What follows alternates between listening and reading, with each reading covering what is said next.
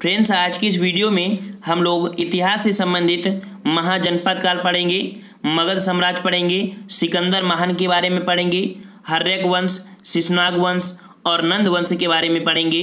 काफ़ी महत्वपूर्ण आपका वीडियो है। चलते यहाँ पर स्टार्ट करते हैं। सबसे पहले हम लोग मगध के बारे में जानेंगे और इस वीडियो के नीचे हम लोग टेस्ट पेपर भी लगाएंगे, ये भी आपको पॉइंट देखने को मिलेगा, ठीक है ना। मगध साम्राज्य के बारे में एक एक पॉइंट पढ़ेंगे। पहला कि मगध साम्राज्य की जो राजधानी है वह की क्या थी? गिरिव्रज अर्थात राजगृह थी। क्या थी? गिरिव्रज, या इसे कह सकते हैं राजगृह थी। अगर बात करें कि मगध साम्राज्य का जो संस्थापक, ये आप कह सकते हैं शासक था आपका बिंबिसार था, जिसे मगध का वास्तविक संस्थापक माना जाता है। वह हर्यक वंश का प्रथम शासक भी कहा जाता है।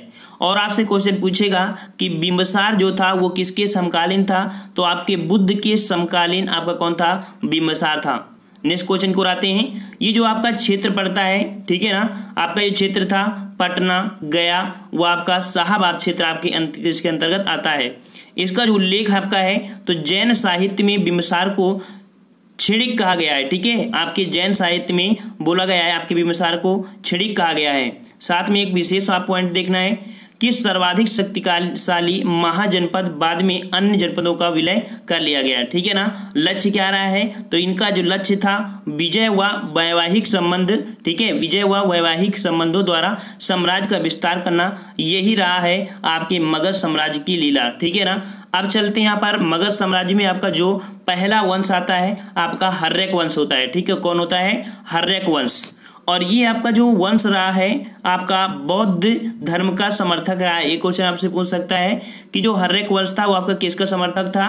तो बौद्ध धर्म का समर्थक था, क्योंकि इसके समकालीन में था, ये कारण कि समकालीन था, इस कारण बौद्ध धर्म का समर्थक आपका हर्यक वंश था। पहला भी हमने अपने संस्थापक पढ़ा कि बिंबिसार, और इसे श्रीडिक भी कहा जाता है, ठीक है। बिंबिसार को श्रीडिक भी कहा जाता है। और यहाँ पर नेक्स्ट पॉइंट आपका पितृहंता पुत्र, अर्थात कह सकते हैं कि जो अजातशत्रु था उसने अपने पिता बिंबिसार की हत्या कर दिया था।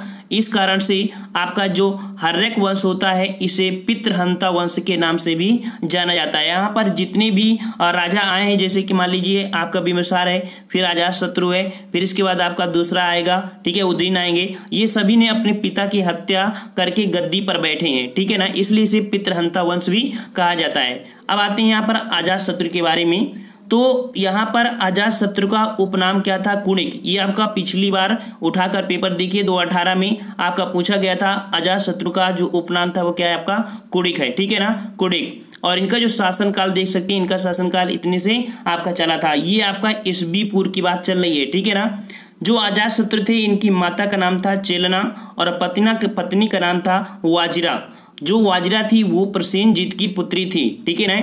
और आपके अजातशत्रु के समय में ही आपकी प्रथम बौद्ध संगीति हुई थी। याद रखना कि प्रथम बौद्ध संगीति जो हुई थी आपके अजातशत्रु के समय में ही हुई थी। और कहाँ पर हुई थी? राजगिरी में हुई थी। कब हुई थी? तो आपकी ये 483 ईस्वी पूर्व हुई थी, ठीक है। 483 ईस्वी पूर्व में आपकी गुफा का नाम है सप्ताणी गुफा में, ठीक है, सप्तपर्ण गुफा में आपकी हुई थी। और यहाँ के जो कह सकते हैं कि अध्यक्ष कौन थे?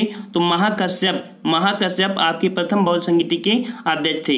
यहाँ पर आपके देखिए बुद्ध की जो शिक्षा विभक्त की गई थी शुद्ध पिटक में और आपकी विनय पिटक में आपकी यह विस्तृत की गई थी। अब यहाँ पर देखिए इन्होंने अपने पुत्र की हत्या करके गद्दी पर बैठे थे आपके उदयन। एक पॉइंट याद रखना, जो उदयन है, ठीक है, आपके उदयन है, ये आपके संबंधित हैं जैन धर्म के समर्थक थे। ये पॉइंट आपको याद रखना है कि जो उदयन मात्र थे वो आपके जैन धर्म के समर्थक थे, ठीक है ना।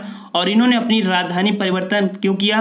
क्योंकि इन्होंने पाटलिपुत्र की स्थापना कर लिया था उदयन ने, और इन्होंने राजगृह से अपनी राजधानी पाटलिपुत्र, जो कि वर्तमान में पटना के नाम से जाना जाता है। ये जो आपका पाटलिपुत्र है आपकी गंगा और सोन नदी का संगम है, वहीं पर आपका पाटलिपुत्र बसा हुआ है।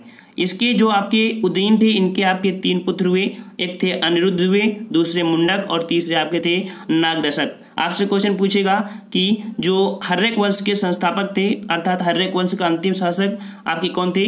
तो नागदशक थे, ठीक है, नागदशक। इसके बाद आपके आते हैं अगला शिशुनाग वंश, ठीक है। यहाँ पर आपका जो अगला वंश आता है तो शिशुनाग वंश होता है। संस्थापक कौन? आपके शिशुनाग है, ठीक है, शिशुनाग है। और यहाँ पर देख सकते हैं विवरण में कि हर्यक वंश के अंतिम शासक नागदशक को एक अयोग्य अमात्य व्यक्ति ने अपदस्थ करके शिशुनाग वंश की स्थापना की थी। समझ गए ना। और ये जो वंश था इसकी राजधानी आपकी वैशाली थी। क्या थी? वैशाली। अर्थात आपके शिशुनाग वंश की जो राजधानी थी, ठीक है, शिशुनाग की राजधानी थी वो आपकी वैशाली थी। वैशाली भी उस समय आपका बहुत ही, अभी आपको वीडियो, इसी वीडियो के नीचे देखने को सब चीज़ें आपको मिलेंगी, जो भी आपको दिमाग में डाउट आ रहा हो सब पॉइंट आपको देखने को यहाँ पर मिलेंगी। वैशाली, ठीक है, तो राजधानी वैशाली थी। इसके बाद आपका आता है कालाशोक, ठीक है, या इसे काकवर्ण कहा जाता है। जो कालाशोक है, तो कालाशोक से क्वेश्चन आपका ये बनता है कि इनकी राजधानी परिवर्तन किया था, इन्होंने फिर से पाटलिपुत्र का लिया था, ठीक है ना। और दूसरा पॉइंट आपका है कि द्वितीय बौद्ध संगीति, इसका आयोजन वैशाली में हुआ था आपके कालाशोक के समय में, द्वितीय बौद्ध संगीति, ठीक है, और वो आपकी हुई थी 483 में, तो दूसरी हुई थी आपकी 383 ईस्वी पूर्व में हुई थी, ठीक है ना। और इस समय कह सकते हैं अध्यक्ष कौन थे आपके, तो द्वितीय बौद्ध संगीत के अध्यक्ष थे आपके सब्बक मीर, ठीक है, सब्बक मीर की अध्यक्षता में हुई थी। तो यहाँ पर बौद्ध संघ विभक्त हुआ आपका स्थावीर में और आपके महासंघिक में। अब यहाँ पर आपको पढ़ना है जो कि आपका अंतिम शासक था नंदीवर्धन, ठीक है, नागवंश शिशुनाग वंश का जो अंतिम शासक था वो नंदीवर्धन था, ठीक है, नंदीवर्धन।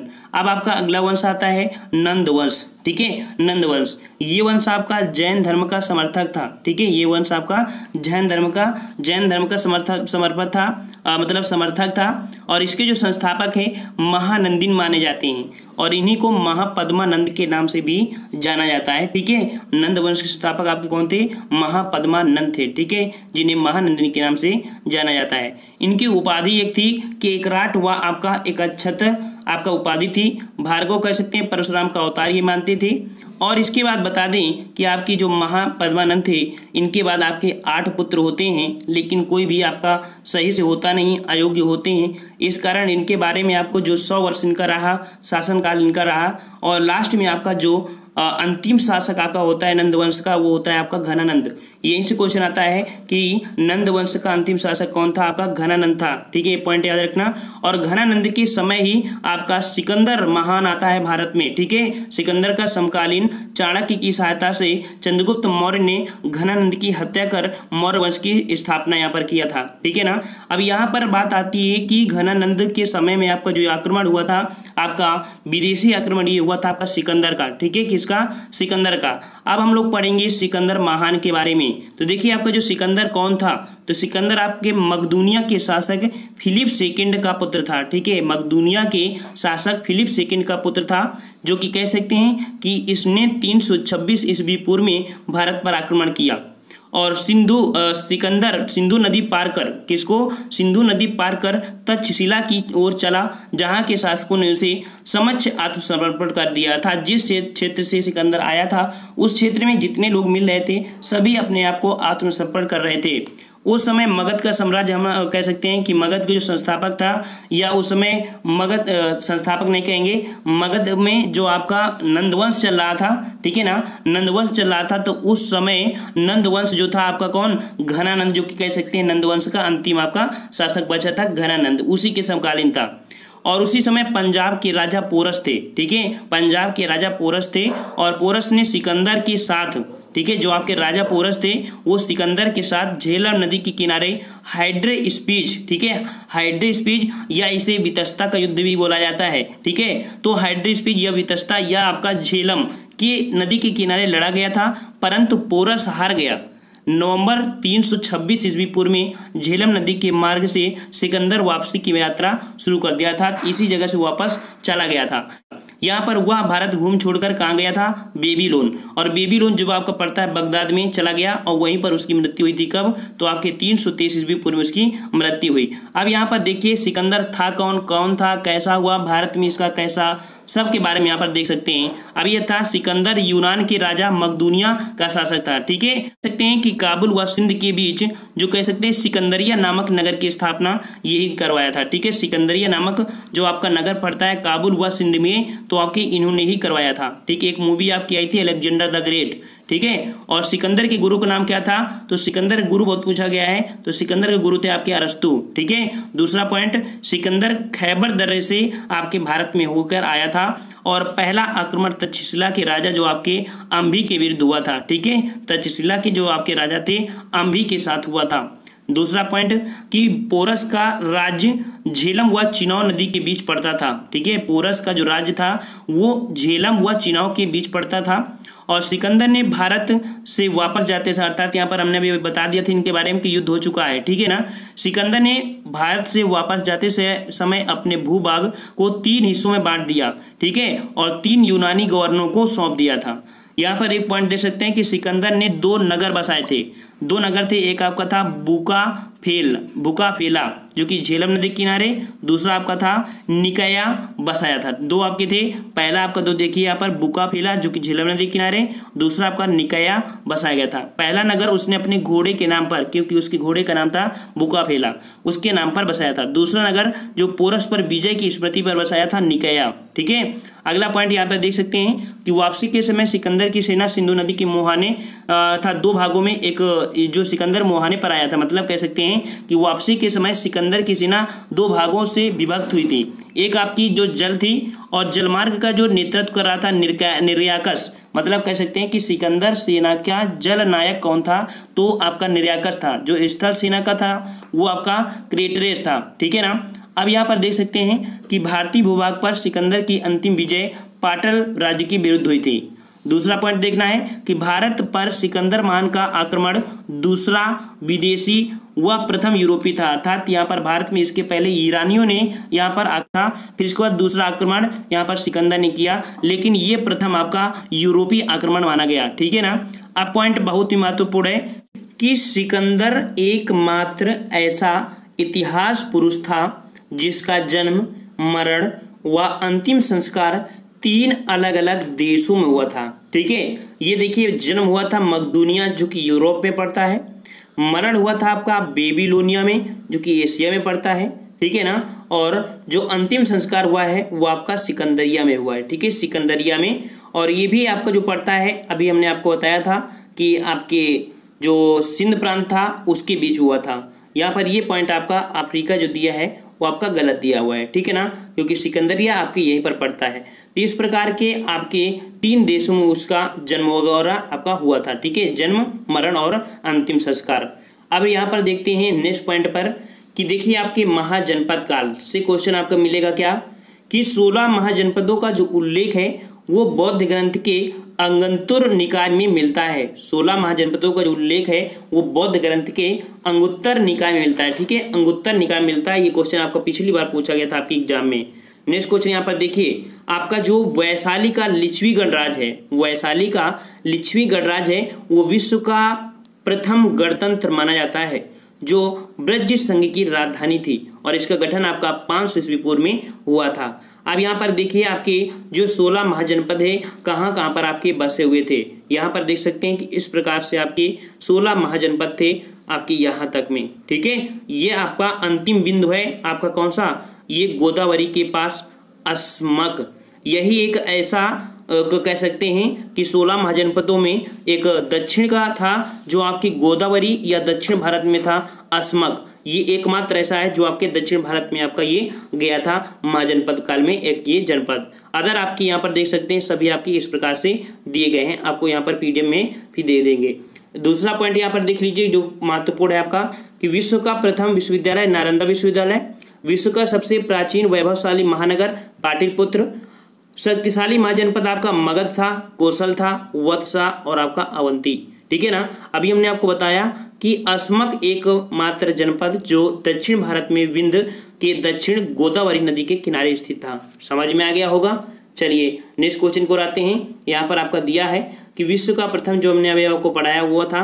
अब यहाँ पर देखिए आपकी जो महाजनपद हैं उनके वर्तमान कह सकते हैं कि जो नाम क्या है, स्थित कहाँ पर है, तो काशी आपने नाम सुना होगा, इनकी राजधानी वाराणसी थी और आधुनिक नाम भी आपका वाराणसी है। कौशल जो कि कह सकते हैं इसकी राजधानी श्रावस्ती या अयोध्या थी जो कि पूर्वी उत्तर प्रदेश है। अंग जो आपका अंग महाजनपद था उसकी राजधानी आपकी चंपा थी, जो कि आपके बिहार के भागल और मुंगेर जिले में पड़ती है। मगध का नाम सुना है, इसकी राजधानी आपने देखा कि गिरिब्रज या राजगरा थी, जो कि पटना, गया और गया के पास पड़ता है। वज्जी जो कि मिथिला, वैशाली और ये आपका वैशाली में पड़ता है। मल्ल और इसकी राजधानी कुशीनगर या पावा थी और ये वैशाली के दक्षिण में स्थित था। ठीक है, और अगला दिया है आपका चेदी जो कि कह सकते हैं सुक्तिमती, ये राजधानी थी और आधुनिक स्थान आपका बुंदेलखंड का पूर्वी भाग है। वत्स जो कि आपका कौशाम्बी है और ये कौशाम्बी आपका इलाहाबाद के आसपास पड़ता है। कुरु जो कि आपका इंद्रप्रस्थ है और ये दिल्ली मेरठ के आसपास क्षेत्र पड़ता है जो कुरु था। आपका जो कह सकते हैं पांचाल, ये पांचाल आपका अह्यत्र या कंपिल या कह सकते हैं रुहेलखंड में आपका वर्तमान आधुनिक स्थान आपका रुहेलखंड है। जो मत्स्य जो था वो विराटनगर है, जो कि कह सकते हैं जयपुर भरतपुर और के अलवर राजस्थान के पास आपका पड़ता है। ठीक है, और इसके बाद आपका यहाँ पर दिया है सूरसेन, और सूरसेन आपका जो मथुरा है राजधानी थी और आधुनिक आपका मथुरा है। असमक जो कि कह सकते हैं पोतन या प्रतिष्ठान और महाराष्ट्र के पैठान के पास पड़ता है। अवंती जो कि सबसे काफ़ी महत्वपूर्ण था, इसकी राजधानी उज्जैनी या कह सकते हैं महिष्मती और उज्जैन के पास पड़ता है। गांधार जो कि राजधानी तक्षशिला थी, काबुल और रावलपिंडी के पास पड़ता है। और आपका कंबोज जो कि कह सकते हैं लाजपुर है, इसकी राजधानी थी और ये कश्मीर का पुंछ क्षेत्र आपका पड़ता है। ठीक है ना, यहाँ पर देख सकते हैं आपका जो आपका दक्षिण में एक था आपका, अभी हमने बताया था कि अस्मक, उसका जो वंश था वो किस वंश से संबंधित है, तो आपके इक्ष्वाक वंश से संबंधित था आपका ये राजा। ठीक है, अब आते हैं यहाँ पर देख लीजिए जो मगध साम्राज्य था वो आपका यहाँ पर था। मगध साम्राज्य कहाँ पर है, आपके इस क्षेत्र में है, इसलिए मगधी वगैरह आपकी इस क्षेत्र में बोली जाती है पूर्वी हिंदी के अंतर्गत। यहाँ पर आपको सबको पता है कि अरब सागर है, यहाँ पर आपकी बंगाल की खाड़ी है। अब यहाँ पर देखिए थोड़ा पर्सन आपका आपके दे दिया गया है सिकंदर के बारे में। ठीक है, सिकंदर के बारे में दिया गया था, उसके पहले अपने एक पॉइंट बताया था कि भारत में सर्वप्रथम जो विदेशी आक्रमण हुआ था वो ईरानियों या यूनानियों के द्वारा आपका किया हुआ था। ठीक है, ईरानी जो शासक था आपका वो दारयव था या अर्थात या डेरियस था, जो 516 ईस्वी पूर्व में पश्चिमोत्तर भारत में घुस गया और उसने पंजाब सिंधु नदी के पश्चिम के इलाके और सिंधु को जीतकर अपने राज्य में मिला लिया था। ठीक है, अच्छा ये भी आप देख लिया। अब यहाँ पर देखना है कि आपकी जो बौद्ध संगीति थी, तो बौद्ध संगीति का नाम अभी आया था, तो यहाँ पर प्रथम द्वितीय तृतीय चतुर्थ तक दिया है और इसके आपके किसके शासनकाल में हुए हैं और इसके अध्यक्ष कौन रहे हैं ये आपके चारों दे दिया है। हमने जो बौद्ध साम्राज्य पढ़ाया है बौद्ध, तो वो भी उसके बारे में हमने यहाँ पर बता दिया है, वहाँ पर आपको देखने को ये मिल जाएगा। अब अगला पॉइंट यहाँ पर चलते हैं जो आपके टेस्ट पेपर में आ चुके हैं। टेस्ट पेपर आपसे यहाँ पर कह रहा है कि निम्न में से किस बौद्ध ग्रंथ में 16 महाजनपदों का उल्लेख है।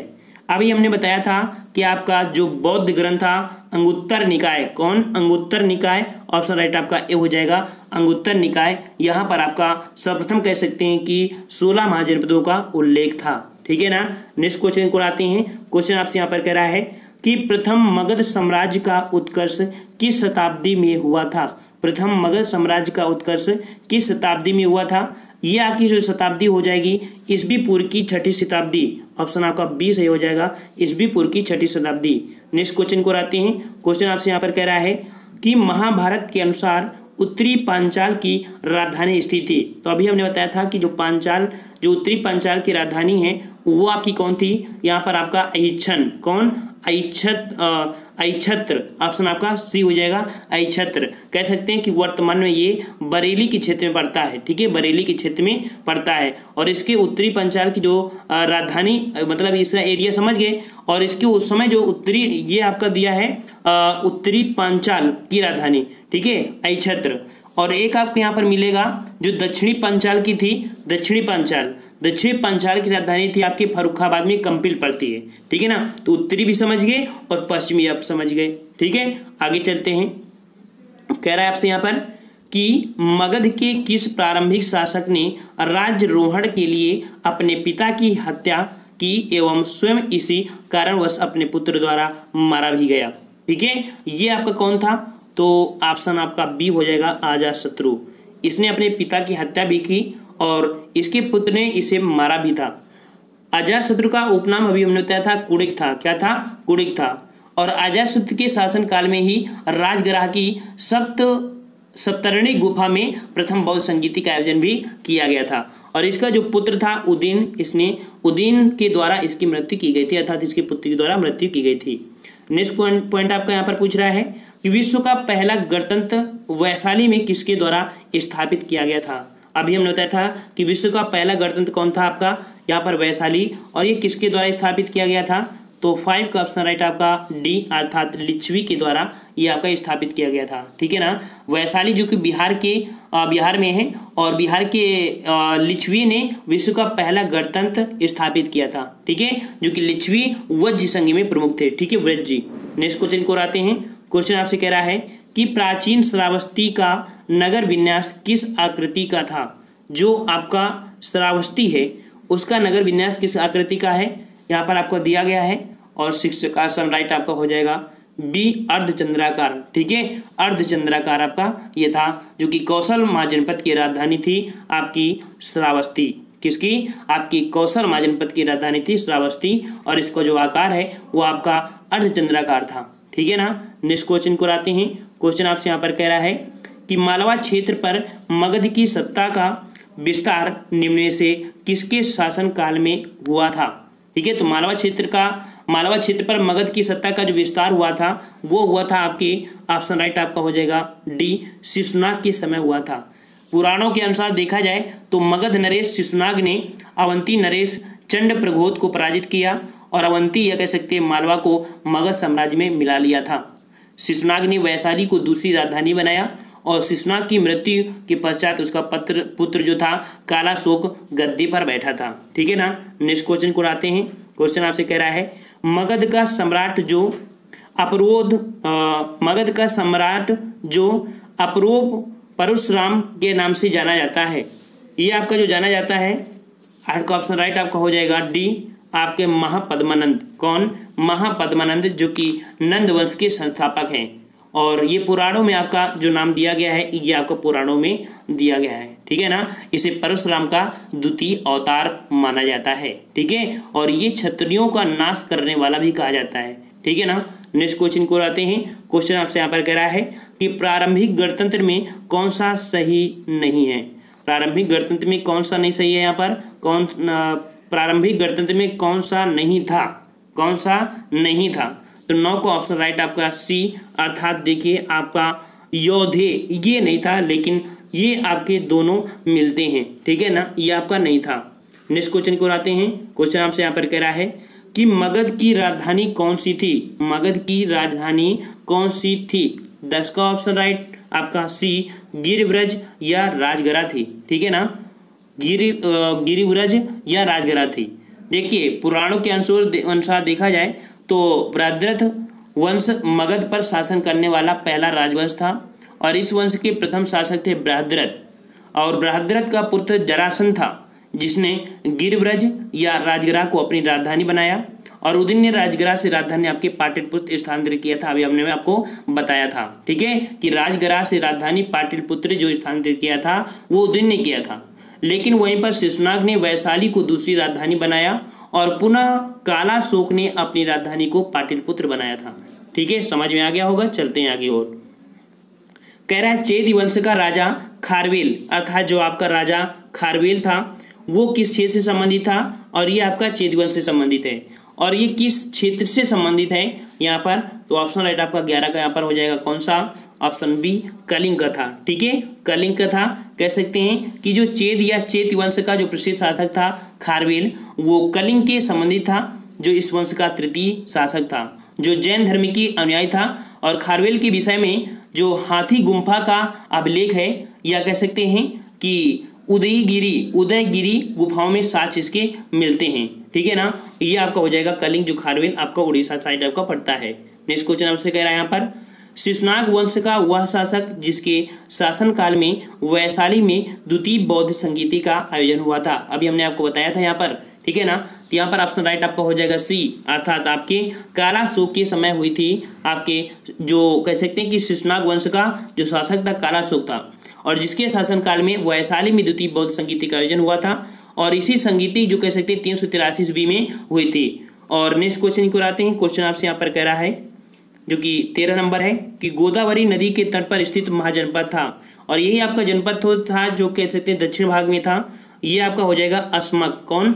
अस्मक। यहाँ पर 13 का ऑप्शन हो जाए अस्मक हो जाएगा, ठीक है ना, जो दक्षिण भारत में नर्मदा तथा गोदावरी नदियों के मध्य स्थित था और जिसकी राजधानी पैठन या पोतन थी, ठीक है ना, और प्राचीन नाम इसका प्रतिष्ठान के नाम से भी जाना जाता है। नेक्स्ट क्वेश्चन को आते हैं। क्वेश्चन आपसे यहाँ पर कह रहा है कि भारत का कौन सा क्षेत्र प्राचीन काल में अवंतिका के नाम से जाना जाता था? जो आपका प्राचीन नाम काल था उसमें से अवंतिका के नाम से जाना जाता था। किसको? यहाँ पर ऑप्शन राइट 14 का हो जाएगा डी, अर्थात मालवा क्षेत्र जो था वो अवंतिका के नाम से जाना जाता था, ठीक है ना। नेक्स्ट क्वेश्चन को आते हैं। क्वेश्चन आपसे यहाँ पर कह रहा है कि प्रसिद्ध नैमिषारण तीर्थ किस जिले में स्थित है? प्रसिद्ध नैमिषारण तीर्थ किस जिले में स्थित है? तो ये आपका जो नैमिषारण है ये आपका कहाँ पड़ता है? बहुत लोगों का मानना है कि इसके बारे में बताते हैं। जो नैमिषारण है आपका वो पड़ता है आपके ऑप्शन राइट आपका सी, सीतापुर में पड़ता है, ठीक है, सीतापुर पड़ता है। और प्रसिद्ध नैमिषारण जो उत्तर प्रदेश के सीतापुर जिले में गोमती नदी के तट पर स्थित है। यहाँ पर जो कह सकते हैं सोमवती अमावस्या को मेला लगता है और पौराणिक मान्यताओं के अनुसार यहाँ पर लगभग 88,000, ठीक है, 88,000 ऋषियों ने एक साथ तपस्या की थी। महाभारत में भी इसका उल्लेख सघन वन के रूप में किया गया था और इसके समीप आप कह सकते हैं कि मिश्रिक नामक स्थान पर महर्षि दधीच का आश्रम भी है, अर्थात इसीलिए आपको कुछ ज़्यादा ही प्रसिद्ध है। और आपके 88,000 ऋषियों ने एक साथ तपस्या की थी, इसलिए आपका ये सीतापुर जाना जाता है, ठीक है ना। यहाँ पर आपके 15 क्वेश्चन हमने लिया था। आपको कमेंट करके यहाँ पर ये बताना है कि जो बिम्बसार था, ठीक है, बिम्बसार, तो बिम्बसार की राजधानी क्या थी? आपको कमेंट करके बताना है बिम्बसार की राजधानी क्या थी, ठीक है। समझ में आया होगा और आपको अच्छा भी लगा होगा तो वीडियो लाइक भी करिए, चैनल को सब्सक्राइब कर लीजिए। और भी जो आपको वीडियो हैं आपको यहीं पर देखने को मिल जाएंगे डिस्क्रिप्शन बॉक्स में। हम लोग मिलते हैं एक नए वीडियो के साथ, तब तक के लिए धन्यवाद। जय हिंद, जय भारत।